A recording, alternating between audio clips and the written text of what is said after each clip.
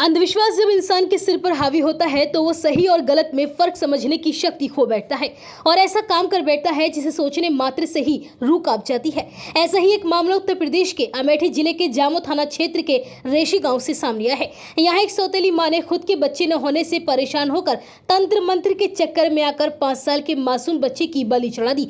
Police ने इस मामले में अब 3 आरोपियों को पकड़कर जेल भेज दिया है और इस पूरे मामले का खुलासा किया है। पुलिस पूछताछ में आरोपी मां रेनू ने बताया कि उसकी शादी करीब 1.5 साल पहले जामो थाना क्षेत्र के रेशी गांव के रहने वाले जितेंद्र प्रजापति के साथ हुई थी। जितेंद्र की पहली पत्नी की मौत हो गई थी, जिससे पैदा हुआ एक 5 साल का बच्चा गोपी उर्फ सत्येंद्र अपने पिता जितेंद्र के साथ ही रहता था। शादी के बाद कई बार उसका गर्भपात हो गया था, जिस कारण उसको कोई बच्चे पैदा नहीं हो रहे थे। इस बात को लेकर वो काफी ज्यादा परेशान रहती थी। इसी बीच रेनू अपने पिता के घर गई। उसके पिता ने तंत्र मंत्र करने वाले दयाराम यादव नाम के एक शख्स से अपने बेटी के लिए बात की तो दयाराम ने बताया कि रेनू को अपना बच्चा पैदा करने के लिए पहले एक किसी बच्चे की बलि देनी होगी, नहीं तो उसे कभी भी संतान प्राप्त नहीं हो सकती। रेनू के पिता ने यह सारी बातें अपनी बेटी रेनू को बताई तो उसने कहा कि मेरे पति की पहली पत्नी का बेटा गोपी 4 साल का है, उसकी बलि दे देते हैं, इससे मेरे होने वाला बच्चा भी सुरक्षित हो जाएगा और प्रॉपर्टी का बंटवारा भी नहीं होगा।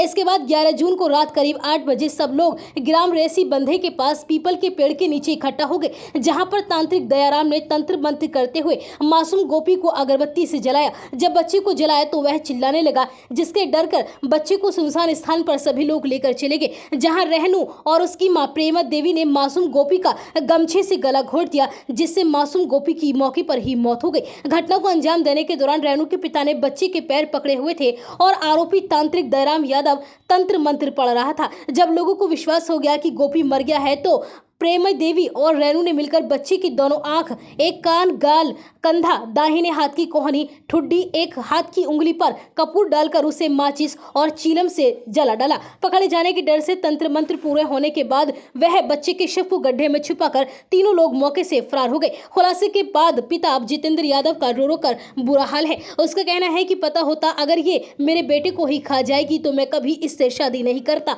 मैं तो इसके बेटे की देखभाल के लिए लेकर आया था, मेरे बेटे को माँ का प्यार मिल सके इसलिए मैंने ये दूसरी शादी की थी, लेकिन ये नहीं पता था कि यही मेरे बेटे की दुश्मन बन जाएगी।